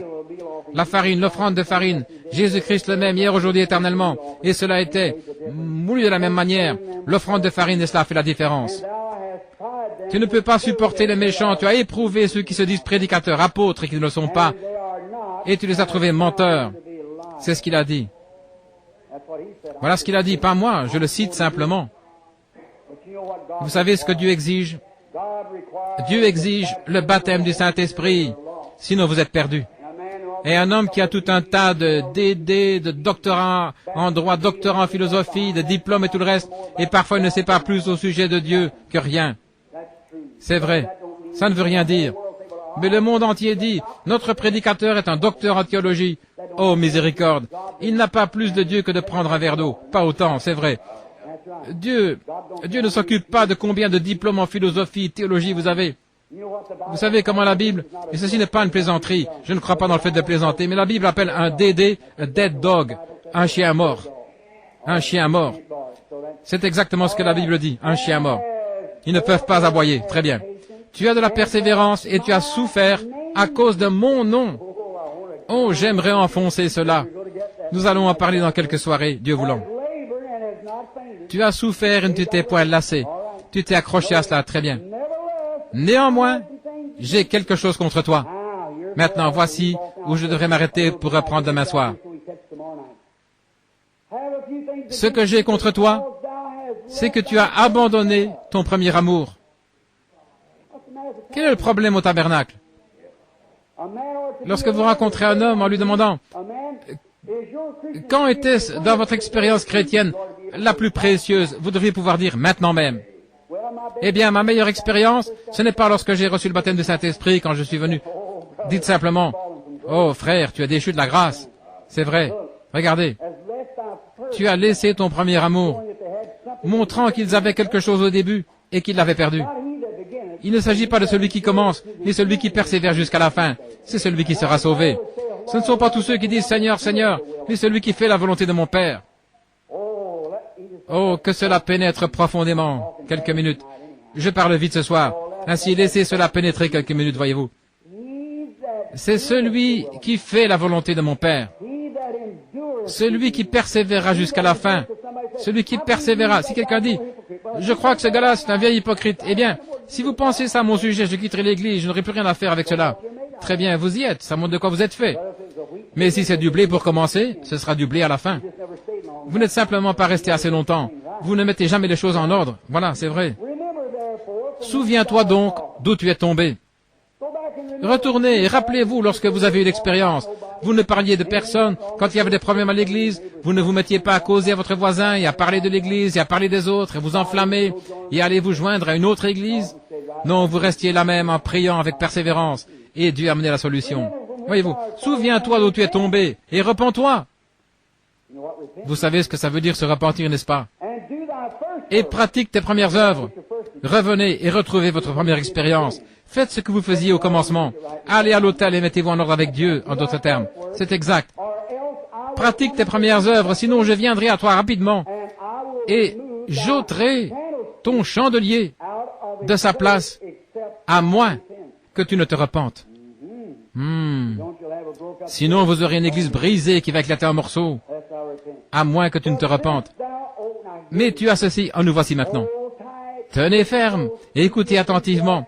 Revêtez-vous de votre veste ecclésiastique maintenant et faites descendre votre parapluie. Mais tu as ceci, c'est que tu détestes les œuvres des Nicolaïtes. Ce que moi aussi je déteste. Vous haïssez les œuvres des Nicolaïtes. Maintenant regardez. Ce qu'étaient les œuvres en Éphèse, dans l'âge de l'Église suivant, c'était devenu une doctrine. Nous allons en parler demain soir, les Nicolaïtes. Et que celui qui a des oreilles entende ce que l'Esprit dit aux églises. À celui qui vaincra, je donnerai à manger l'arbre de vie qui est au milieu du paradis de Dieu. Maintenant, le verset suivant commence avec l'église de Smyrne. Nicolaïtes. C'est à partir de là que nous allons commencer demain soir. On va aller là dans l'Apocalypse 13. La prêtrise nicolaïte a commencé juste là à Éphèse. C'est là où l'âge de l'Église a failli, en 300 ans de son existence. Avant de s'éteindre, les Nicolaïtes ont commencé une doctrine, un sacerdoce de frères. Et cela a commencé avec Nicolas, qui était un des apôtres. Dans Acte 6, je pense au verset 5, là où ils ont choisi des diacres. Et ils ont pris celui-là qui était Nicolas. Cela a commencé à partir de là, et on les a appelés Nicolaïtes, et ils ont commencé à organiser un sacerdoce, et puis ce sont devenus des œuvres, ce qu'ils faisaient, disant ces choses sur des confessions et ainsi de suite, et ensuite c'est devenu une doctrine qui s'est transformée en Babylone, et ça s'est terminé ici au temps de la fin, avec tout le christianisme enroulé autour de ça, avec juste un petit reste qui doit être sauvé. Nous parlons de ça demain, Dieu voulant. Oh, mon frère bien-aimé, ma sœur bien-aimée, à celui qui peut vous préserver de la chute, à celui qui est capable de garder votre cœur dans la grâce, puisse-t-il répandre ses bénédictions sur vous. Puissiez-vous ne jamais oublier que nous vivons dans les derniers jours du dernier âge de l'Église, où il a été prédit que ce serait un âge de l'Église tiède, juste des gens en demi-teinte. Ne venez pas à moitié. Venez effectivement à Christ de tout votre cœur. Je ne vous dis pas à quelle Église adhérer. Dieu ne vous demandera jamais cela lors du jugement. Non, non. Il ne se préoccupe pas de l'Église à laquelle vous appartenez. Il vous veut, vous, en tant qu'individu, et vous devez naître de nouveau et recevoir le baptême du Saint-Esprit. Sinon, c'en est fait de vous. Vous ne faites que jouer à l'Église. Vous ne faites qu'imiter jusqu'à ce que vous ayez vraiment l'expérience de la nouvelle naissance. Et maintenant, celui qui se tenait là, les 7 chandeliers d'or, au cours de cet âge de l'Église, le même Saint-Esprit qui a allumé cette Église-là, a allumé celle-ci. Et maintenant, il y a des imitateurs dans cette Église-là, ce sont les Nicolaïtes, et ainsi de suite dans chaque âge de l'Église, des imitateurs, jusqu'à ce qu'on arrive ici à cette grande conglomération d'organisations. Et Dieu va jeter tout ça dehors, et il emmènera un reste de gens dans la gloire. Que le Seigneur vous bénisse. Ceci est un peu rude, les amis, mais c'est bon. Cela vous aidera et vous préservera de la chute. Maintenant, n'allez pas dire, frère Branham a lancé ça contre mon Église. Ce n'était pas adressé à une Église, mais à vous en tant qu'individu. Si vous êtes membre de l'Église baptiste, alors soyez un bon baptiste rempli du Saint-Esprit. Si vous êtes membre de l'Église méthodiste, soyez un bon méthodiste rempli du Saint-Esprit, quoi que ce soit. Et vous ne serez pas endetté, vous apporterez du crédit à n'importe quelle Église ou dans votre voisinage pour la gloire de Dieu. Que le Seigneur vous bénisse maintenant, pendant que nous nous tenons debout, s'il vous plaît.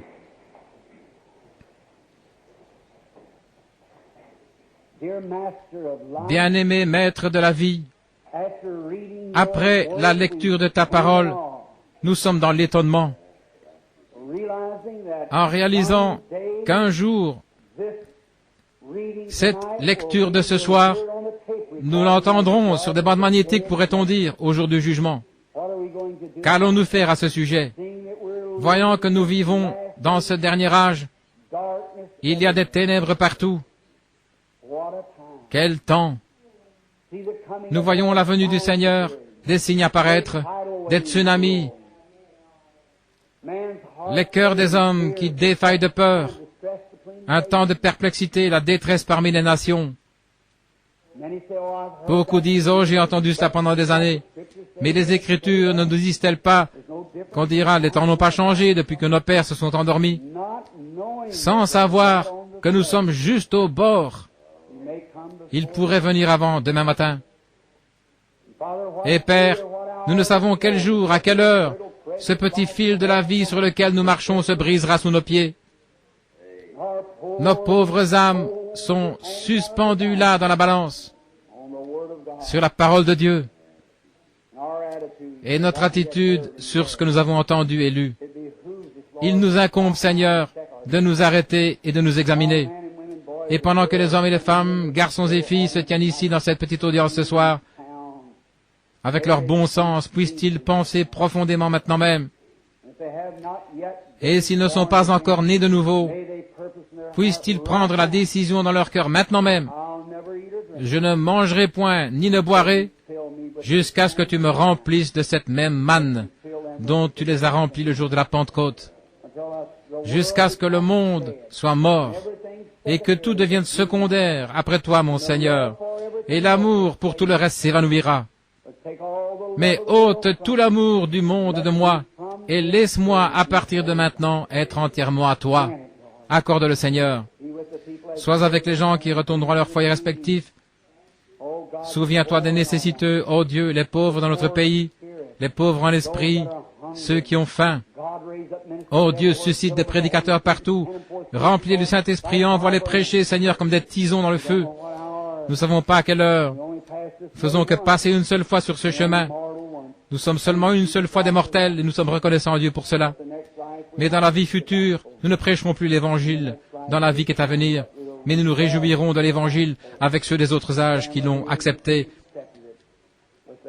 avec le capitaine en chef, notre Seigneur Jésus, qui est entièrement digne, que toute la gloire lui revienne au siècle des siècles. Que Dieu vous bénisse. Tournez-vous et serrez la main les uns les autres pendant que nous chantons « Béni soit le lien qui nous unit ».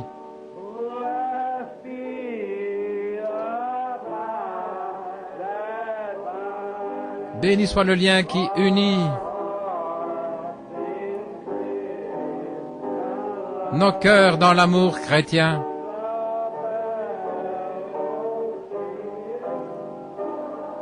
La communion de nos esprits est comme celle d'en haut, devant le trône de notre Père.